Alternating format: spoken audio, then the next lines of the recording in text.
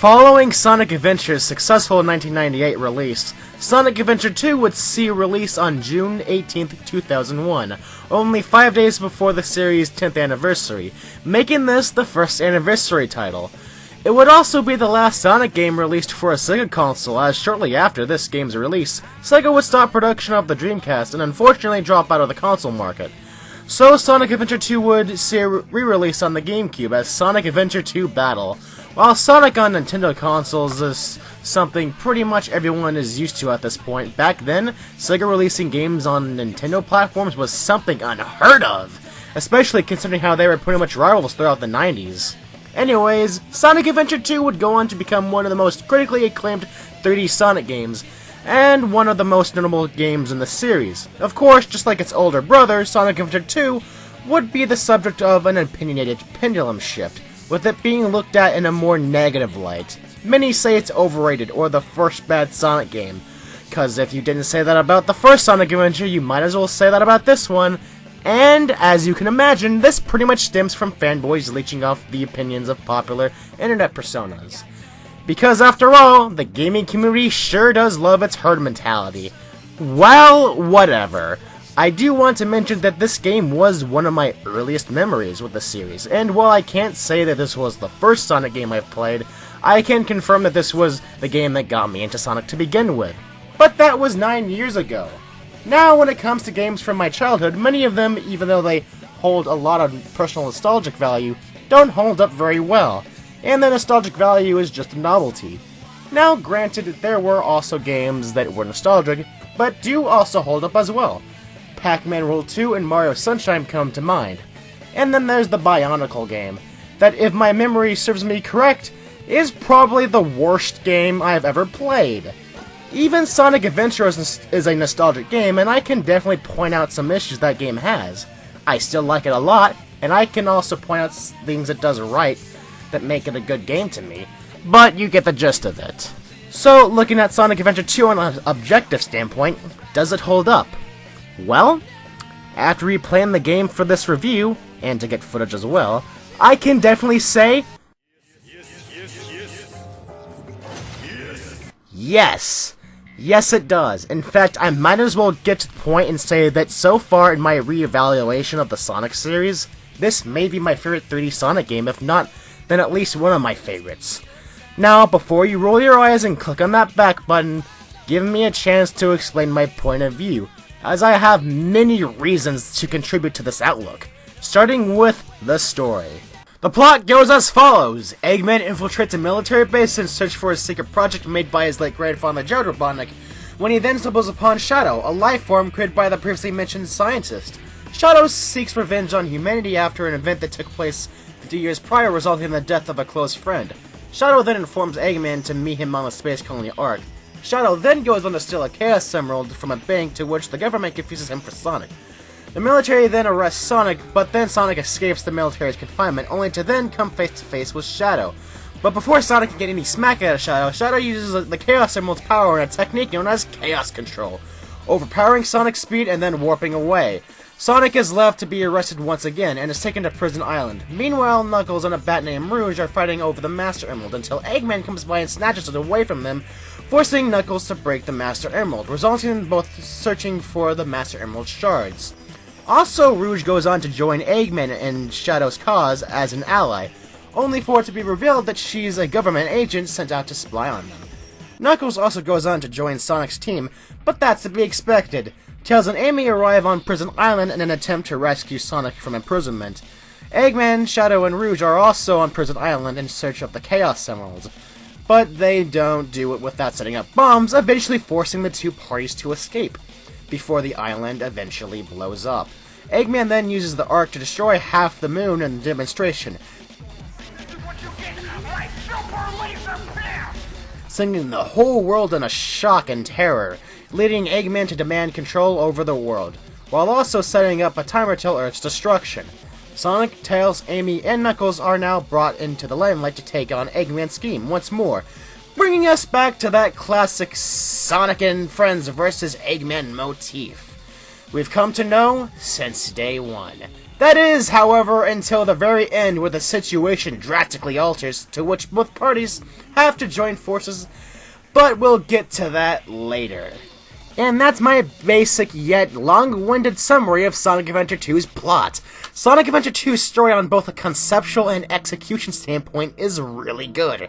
Granted, it has its issues, but what it does well, it does damn well. For one thing, having story modes for both the heroes and villains is really neat, as it gives us more insight into the villain side of the story, allowing us to connect to them on a personal level just as much as you would with the good guys, essentially allowing the player to see both sides of the story. The characters are often thrown into very serious and crazy situations, and there is a consistent sense of urgency that's especially present in the later half of the game. Now, when I use this word I'm about to use, I generally feel my soul deteriorate. But fuck it, I'm gonna use it anyway, because when this game gets epic, damn, does it get epic. The story can also get into some pretty dark places, but it never gets too dark. There are also some more light-hearted moments that help keep the darker aspect of the story in check. The story knows its limits and overall has a good balance of light and dark. There's a lot of really good build-up and foreshadowing, which was a strength with Sonic Adventure 1's story, but here, it's even better. There are really clever details within the cutscenes that give off hints at what's to come. There are also many times where the story and gameplay actually coincide with each other, and do so very well, might I add. The story really impacts some of these levels so well that it's hard to separate these levels with their point in the story, or what eventually follows up after them. Stages like City Escape, Green Forest, White Forest, Cosmic Wall, Crazy Gadget, and many more come to mind, but this is something I'll have to go into more detail about during the gameplay portion of this review. One of my issues with Sonic Adventure 1's story was how some of the playable character story essentially didn't matter to the overall plot, such as the case with Big the Cat. In Adventure 2, however, all of the main characters are significant to the story, and do contribute. Even Amy Rose, who isn't even playable in the main game, has significance to the plot. The character interactions are done very well and are enjoyable to watch, and the dialogue, while not the best, is still really good, with some memorable lines. The characters are also done fairly well. Many of the ones we've come to know over the years retain their personalities from past entries while also seeing development of their own. In my opinion, this may be one of the most likable iterations of Sonic. At the very least, it's on the same level as Unleashed and Black Knight. They really struck a good balance with him here. He's cocky and charismatic, but can be serious when he needs to. Yet, despite that, even in dire situations, he's willing to crack a joke or witty remark here and there, which really makes him enduring in this game in particular. His characterization clashes with the more serious tone of the game really well. Ryan Drummond's performance as Sonic in this game is a huge improvement over his performance in SA1. Seriously, Drummond really sells that charismatic Sonic vibe.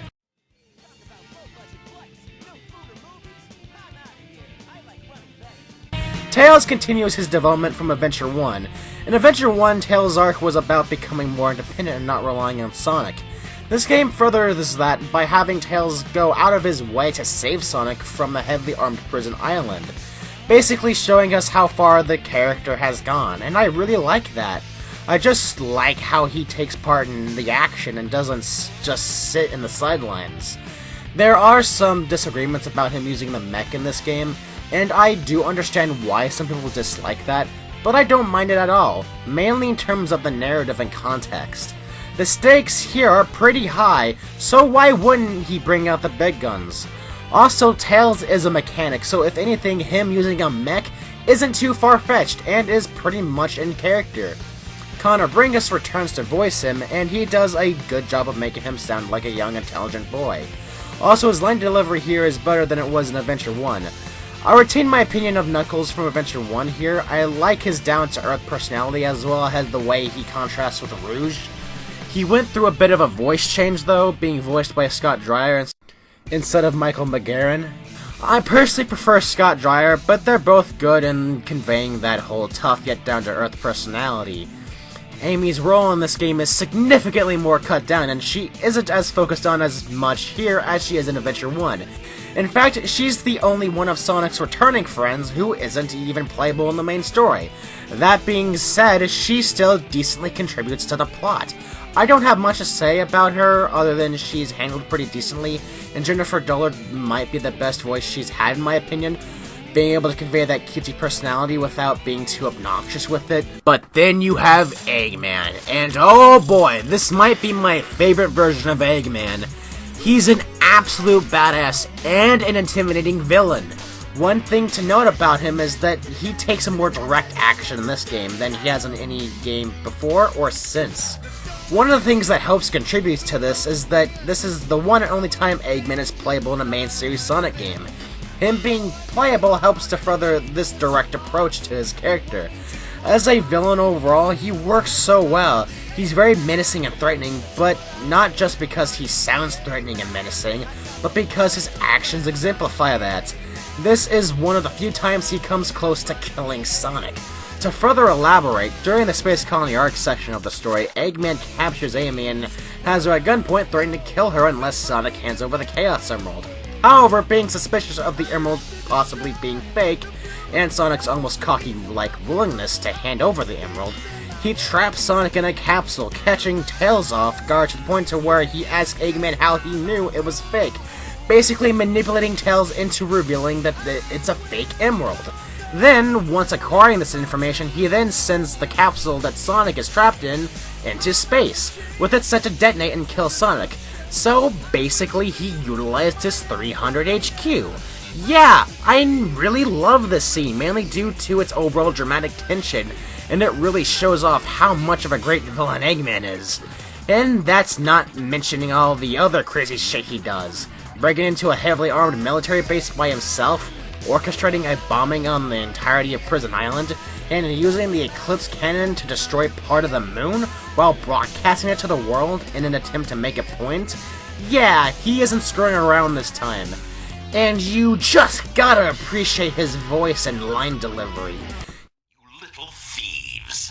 Did you really think you could get away? This time I'll let you go, but the next time we meet, you won't be so lucky. Dean Bristow really gave a solid performance here. Out of all of his Eggman performances, this might be his best one. Can't forget about the two new characters introduced in this game, who would eventually become staples of the series, Rouge the Bat and Shadow the Hedgehog.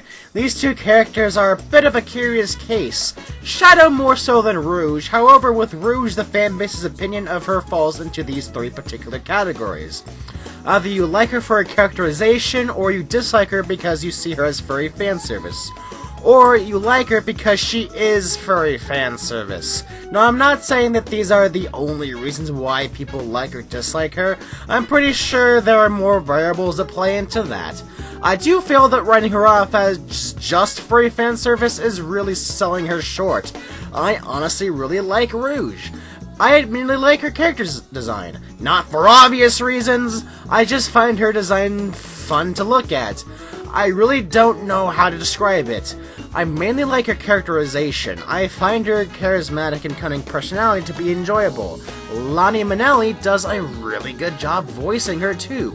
I also like some of the interactions she has with other characters. The rivalry between her and Knuckles comes to mind. Their goals and personalities contrast, and because of that, we do see them butt heads. Yet despite that, there are little undertones that hint at them possibly liking each other. Or at the very least, Rouge liking Knuckles. Yeah, it's cute and I kinda wish they built off of it in later games, but oh well. However, what was expanded upon was the companionship between Rouge and Shadow. Although it's more minor here, it is expanded upon in Heroes, but what we get here is nice. As far as examples go, well, this leads into me talking about Shadow. Shadow is a character that I feel is often misunderstood and written off as this tryhard edgelord, and based off the way future titles would utilize him, it's honestly not hard to see why one would think that. But there's a lot more to this character than that. He easily had the best development in the whole game, and an overall compelling arc. His life, no, His existence is that of a tragedy, having his earliest memories involving him witnessing his close friend Maria Robotnik being shot to death by a gun soldier during a raid on the space colony Ark that was started because of Shadow's very existence. This left him traumatized, so much so that he swore vengeance against humanity as a whole, and was willing to help Eggman with his goals. So already we have a character with a well-defined motivation. But there's also the variable regarding Dr.Robotnik, as it's revealed later on that he escaped Gun's custody and went on to reprogram Shadow's memory of what Maria wanted. As a way of ensuing, he carries out Gerald's plan of revenge against humanity, before eventually getting arrested again and executed. This brings to light a question regarding Shadow as a whole. Are his actions truly self-motivated, or is he simply a pawn of Gerald? Well, the truth is, his actions are self-motivated, but he was lied to and misguided.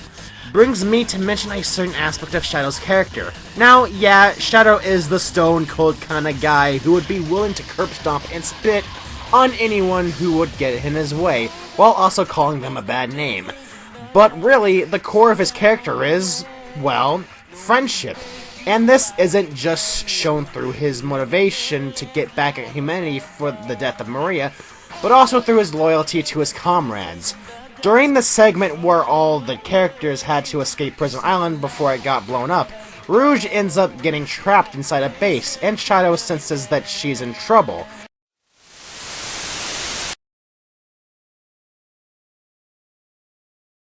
And despite Eggman yelling at him to get off the island, he still goes out of his way to save her, basically risking it all. Lastly, we have his redemption. During the final story, Amy crosses paths with Shadow and tries to talk some sense into him. This triggers Shadow's real memory of Maria and the true request she had given, to protect humanity. And in a sudden oh shit moment, Shadow goes to help Sonic save the Earth from destruction. And thus, we are shown a much more dreadful Shadow. One who is if a giant weight is lifted off his shoulders. His story ends with his sacrifice for the greater good, and yeah, Shadow's arc in this game is great. And it's a complete one too. It would have been perfect if he were to have stayed dead here. However, Sonic Team was well aware of the fanbase's liking of Shadow, so they decided to retcon his death here and bring him back for Heroes and other subsequent titles. I don't mind this decision too much. They did try to give a new character arc with the two games that would follow suit. Did they succeed with this? That's a question we'll have to answer another day. David Humphrey's performance as Shadow is, in my opinion, the best vocal performance in the game. I just really like his almost British-sounding voice. It really gives him that confident, charismatic edge. It's more than enough for the demonstration. So let's get the show on the road. You never cease to surprise me, Blue Hedgehog. I thought that capsule you were in exploded in space. I guess he was just a regular hedgehog after all. The rivalry between Sonic and Shadow is pretty neat. For one, some of Shadow's actions have a direct impact on Sonic. Therefore, Sonic has the reason for wanting to get back at Shadow, which is much more interesting than, oh look, here's a bad guy, go beat him up, cause he's evil and stuff. Second, Sonic and Shadow are characters that both compare yet also contrast. They compare in body size and speed, but they contrast in abilities, and most definitely personalities and goals, which makes for an interesting dynamic. And third, Sonic actually develops from this rivalry. In the cutscenes where Sonic first meets Shadow, Shadow makes a complete joke out of Sonic's natural speed by using the Chaos Control to enhance his, and then using Chaos Control to warp away. Now, in the past, we've seen Sonic use all 7 Chaos Emeralds to transform into Super Sonic and enhance his speed and strength. However, here it's established that not only can they be used individually, but they can also be used to perform certain techniques, like teleportation, time manipulation, and other metaphysical abilities of the sort. This is what we know as Chaos Control. However, this leaves us with one question. Is this a Shadow-specific ability, or can Sonic do the same thing?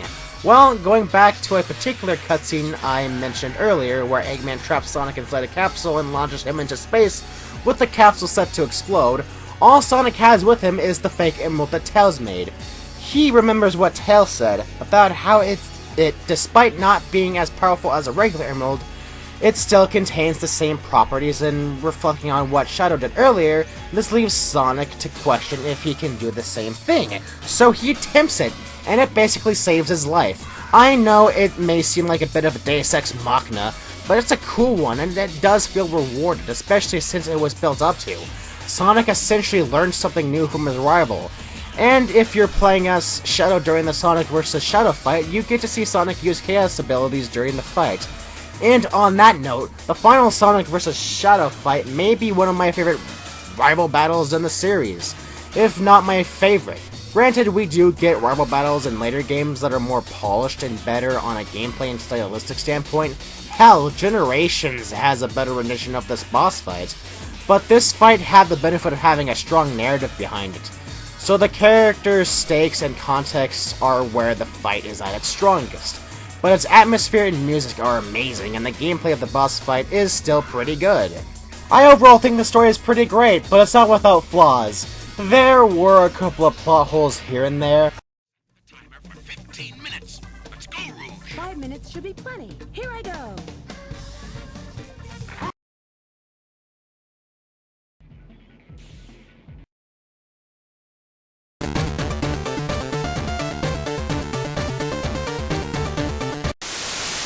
But they were mainly minor plot holes that hold no real significance over the events that take place. However, there are a couple of plot points that aren't really ever explained.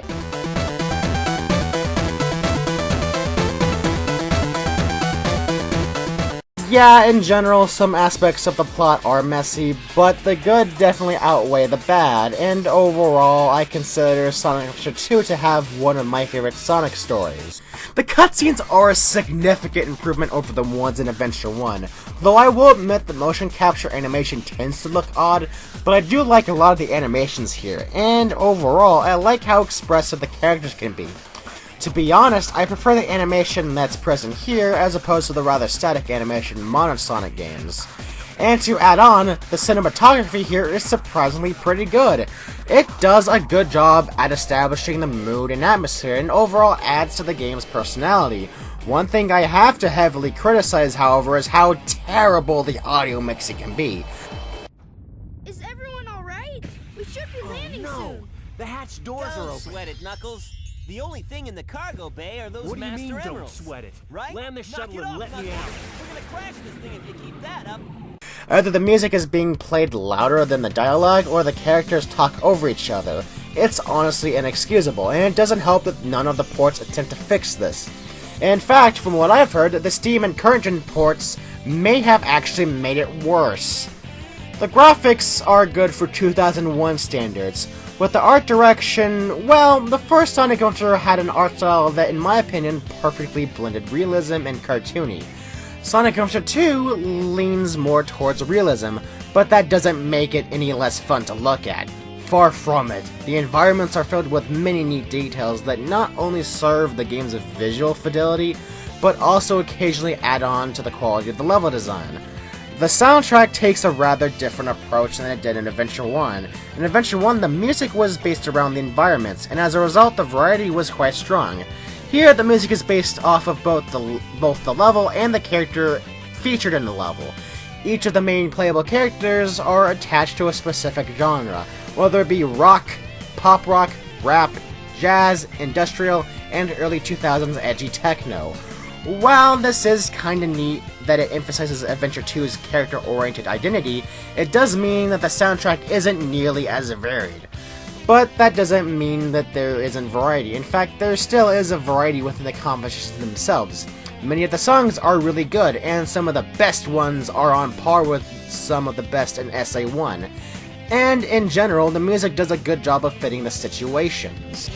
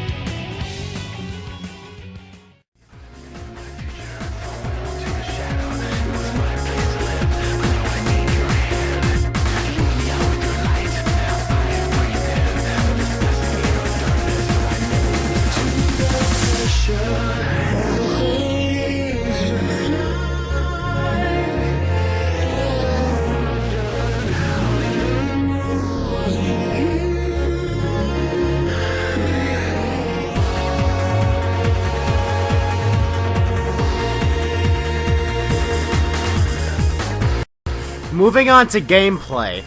In Sonic Adventure 2, you'll be controlling 6 different characters, similar to that of Adventure 1.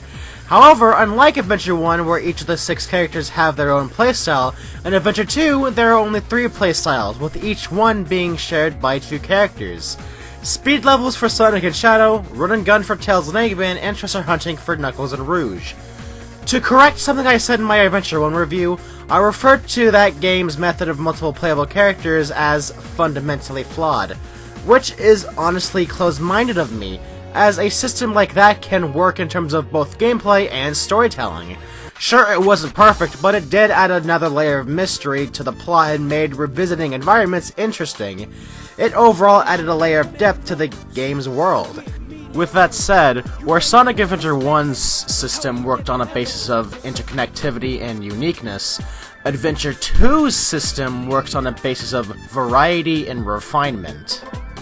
While at a glance it may seem like a downgrade to cut down the amount of playstyles, this approach actually turns out to have some benefits. This allows enough time and resources to take the playstyles that worked and add a lot more depth to those playstyles and by extension the levels based around them.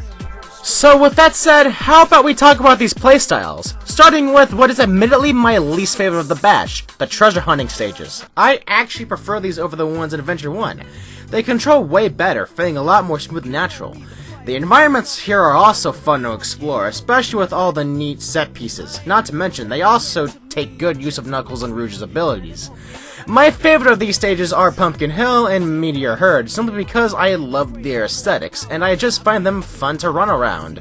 Unfortunately, the radar system is gimped in this game, as instead of detecting any emerald shard you come across, instead it only detects them in a sequential order, meaning you'll most likely pass by an emerald shard. I don't need to explain why this is annoying, since it would save a lot of time being notified when you're near an emerald at all. It's not that big of an issue, to me at least.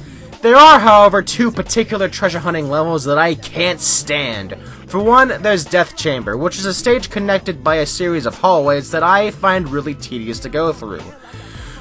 And then there's Mad Space, which attempts at a gravity mechanic, but doesn't do it very well, and is overall not that fun of a level. But I still consider the treasure hunting stages to be pretty good, and I overall give them a B rank. I also consider the run and gun stages in this game to be better than the ones in SA1. However, I'll be the first to admit the controls here are admittedly worse. Gamma's controls were smooth as butter, whereas the mechs here are pretty clunky. Although, theoretically speaking, it kinda makes sense why, given the design of the mechs themselves. The controls aren't necessarily too bad, and it is possible to get used to them. Just like in Gamma's levels, you want to get as many lock-on chains as possible, and in that regard, the enemy placement is overall really good, whether they're used as an obstacle or as a means of trying to get a high enough enemy's chain. Or, you know, both! Getting to lock on and blow up a bunch of enemies in a row is super satisfying. The platforming in these stages are also super well done too. They're placed really well, and in conjunction with the previously mentioned enemy placement, these are, in my opinion, pretty great stages. Cosmic Wall is my favorite of these stages. It basically is one big shooting gallery where they turn the gravity to 0, and they take full advantage of that. I overall just like the sense of build-up and tension in that stage, and the music helps to exemplify that.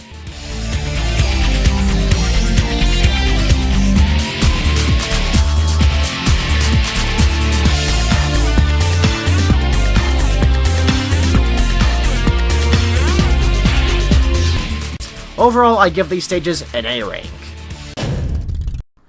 Now, let's talk about the speed stages. And oh boy, aren't these the cream of the crop. Essentially, the highlight of the game. Well, for me at least. Gosh, where do I even begin? Well, to start, the controls are just as smooth as they were in Adventure 1, and it's possible to turn on a dime in an instant. The spin dash is the most balanced it's been in a 3D Sonic game, being good for getting a boost of speed and overall quick traversal, but it's not something you can just mindlessly button mash to do.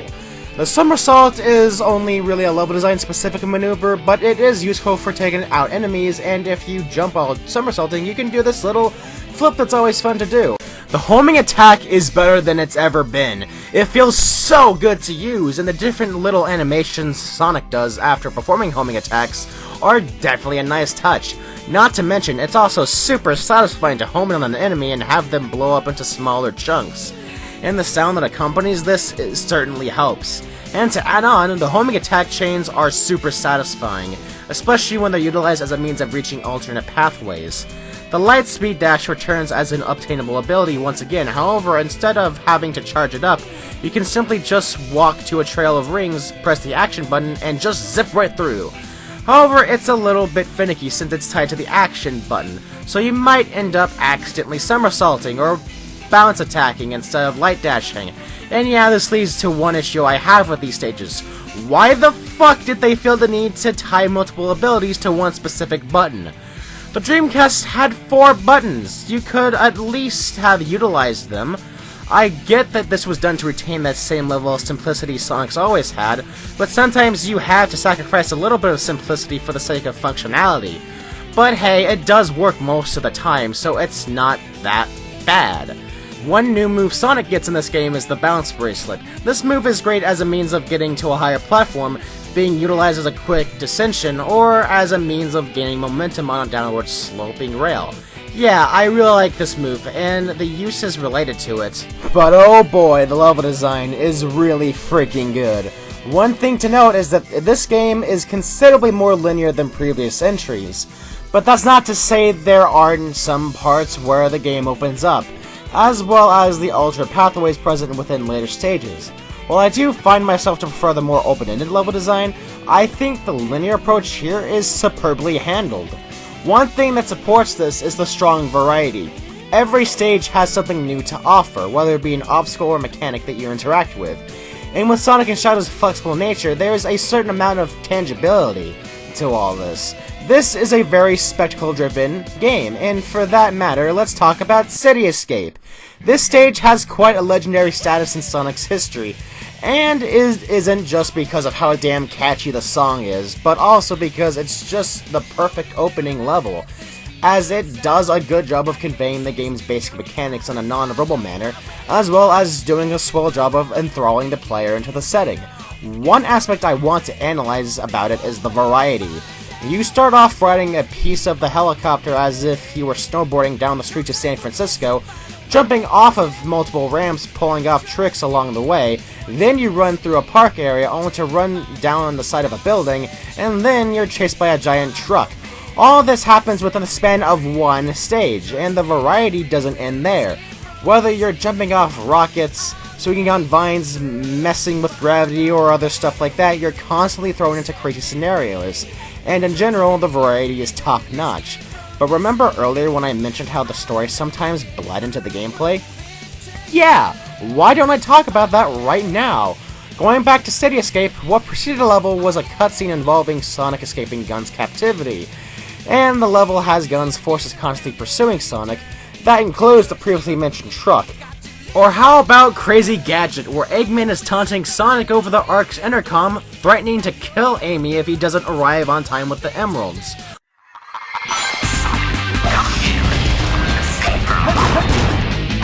Well done, Sonic, but you'll never leave this room alive!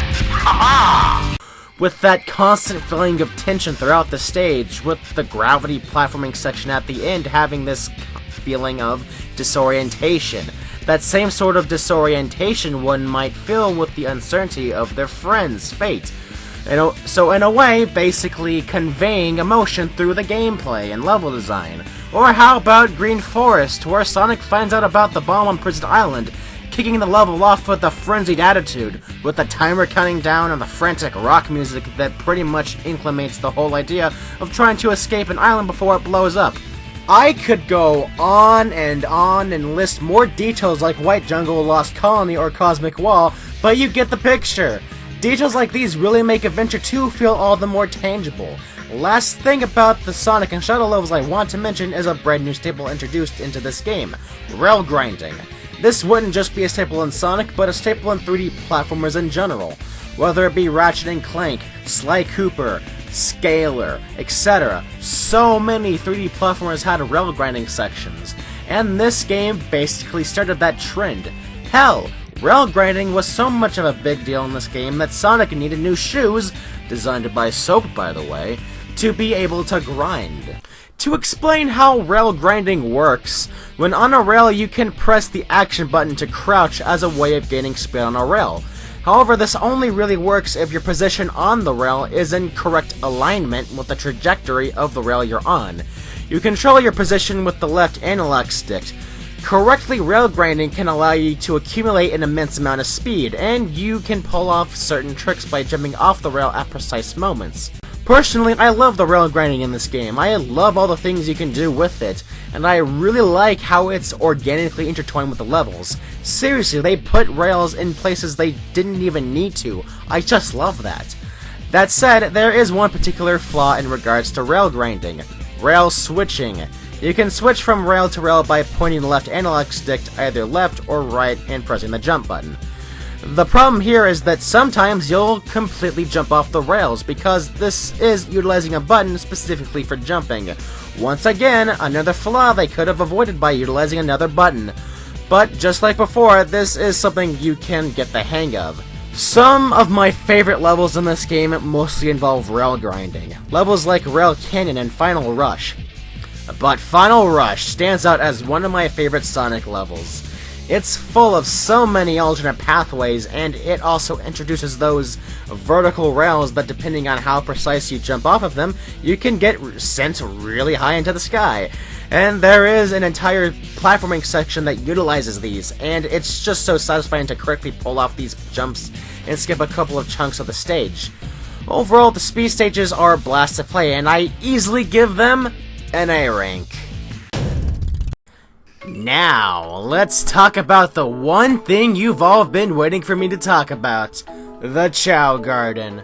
Now, I know there was a Chao Garden in Adventure 1, but the reason I neglected to talk about it there is because, well, simply put, the one here is the same, but better. Okay, I know that's not a good excuse, but still. The Chao Garden is essentially a pet simulator, but with RPG elements thrown in. Throughout the stages you can collect animals and chaos drives. Both you give to the Chao to raise their stats. The animals in particular can change the appearance of your Chao. The better stats they have, the better they perform in the minigames. Many people consider the Chao Garden to be the highlight of this game. And while my main enjoyment of Adventure 2 comes from the core gameplay, I have to agree that the Chao Gardens are quite enjoyable. And this is coming from someone who generally isn't into pet simulators. Yet here I can't help but get attached to the virtual creatures here. For one, the environment is really relaxing and a nice change of pace from the main game. There's so much you can do with the Chao that can affect how they turn out. You can pet them, cradle them, or alternatively, you can beat the ever-living hell out of them, to the point to where they become so hopelessly depressed and start to quiver in fear whenever you approach them. And I question the humanity of anyone that would want to do that. But seriously though, it's something you wouldn't want to do since it would hinder their development. But it does go to show the level of interaction with the Chaos. You can have them evolve and unlock alternate versions of the Chao Garden based off both Hero and Dark styles, and you can have the Chao mate to create more Chao. You can also purchase items for the Chao as well. You know, I'm really scratching the surface on the depth of the Chao Gardens. But that's really all I can do, since the script is already long enough as is. The Chao Gardens from both Sonic Adventure games are something I can do an entire video on, and I might do that at some point. But I'm gonna end this on the version that they are really engaging in. They're basically the final variable that makes Adventure 2's replay value some of the best I've seen in a Sonic game. Now let's talk about one of my favorite climaxes to a video game. After beating both Hero and Dark stories, the final story is unlocked. It's revealed that Dr.Robotnik re-engineered the space colony Ark to crash into the Earth if all 7 Chaos Emeralds were to be inserted. After the massacre on the Ark caused by a gun that resulted in the death of his grandfather, Maria Robotnik, the scientists who wanted to help humanity ended up wanting to have humanity burn. This would turn out to be his last action before getting recaptured and executed, pretty much cementing Gerald as the main antagonist, despite being dead 50 years prior to the events of the game. And after Eggman inserted all emeralds with the intent to fully power the cannon, not only is Gerald's plan set into motion, but his final message is broadcast all over the entire world. Despite the dire situation, our protagonists figure out that the Master Emerald could be inserted into the cannon's core to neutralize the colony and prevent it from colliding to the Earth. Thus, both teams end up joining forces in order to save the world. This leads us into the final level, the Cannon's Core, a level that has you control every character, aside from Shadow, in their own little sections that put their abilities to full use. As a final level, it's pretty great, as it does a good job of having everything come together as one big test, overall giving off that finale-like feeling. As Sonic and Knuckles approach the Cannon Core, they're stopped by the prototype to the ultimate life form, the Bile Lizard. However, Shadow then appears to help out with the cause after being persuaded by Amy. Shadow takes on his older sibling in an overall pretty decent boss fight. Afterwards, the Bile Lizard uses Chaos Control to attach itself to the outer rim of the Ark, becoming the final hazard, and proceeds to propel the Ark into the Earth. This leaves Sonic and Shadow with one option. Use the Chaos Emeralds to go super to take on the final hazard and stop the Ark from colliding. As for the final boss itself, it's phenomenal. To start off, there's a song that plays during the fight, that being Live and Learn by Crush 40, which is the main theme of the game. The song itself is great as a final boss theme and on its own merits, and it also fits into Shadow's development. The song, from my perspective at least, goes off of the idea of learning from your experiences yet not letting the past nor the future bring you down, but to rather just live in the moment. Overall, a really fitting theme for the game, and one of Crush 40's best songs. And it fits the fight perfectly, giving off that you can do it despite the intense odds attitude. As for the boss itself, you rotate between controlling Super Sonic and Super Shadow as you guide them to various different weak points on the Bile Lizard. However, the boss will retaliate with projectile-based attacks that get crazier as well as harder to avoid. The challenge factor is good enough for a final boss, but what really sells this is the atmosphere this fight presents. The setting, the music, the way Sonic and Shadow say things to each other in between each turn, the way the characters try to cheer you on, and not to mention the overall stakes. This really is a great climax, and one that is on par with that of Doomsday Zone. After defeating the final hazard, Sonic and Shadow use Chaos Control to stop the Ark from crashing, ultimately saving the Earth in the process. However, this comes at one cost. While Sonic makes it back alive, Shadow ends up falling to the Earth, having fulfilled Maria's wish and supposedly dying a graceful death. Unfortunately, the impact of this scene is lessened due to how they end up bringing him back in later games, but it's still a nice moment nonetheless. Afterwards, we are treated to the characters reflecting on their adventure, with us seeing Sonic becoming sentimental for once. And then the characters leave the room, ultimately signifying the end of the game. And that's Sonic Adventure 2. In conclusion, I know it's not perfect. I know it's got some issues here and there, but honestly, I don't care. I don't care if a lot of people only enjoyed 1 out of 3 of the playstyles. I don't care about what some popular internet gaming critic has to say about it. I don't care what the gaming community has to say about it. If you don't like it, then I totally respect and understand that. You do you. But as for me, I love this game. I always have, and I always will. It may not be as polished as, say, Generations, but it still does everything in its power to engage the player, and to me, it does it in such a fine manner. It's just so genuine and so well done, and to me, this game encapsulates what Sonic is about. And as the last Sonic game to come out on a Sega console, it's definitely a good way to go out. After Adventure 2, Sonic would soon go third party, and we would start getting games on Sony, Microsoft, and Nintendo consoles. Starting with Sonic Heroes, which will be the next subject on the Sonic Retrospective. Until then, I will see you all later.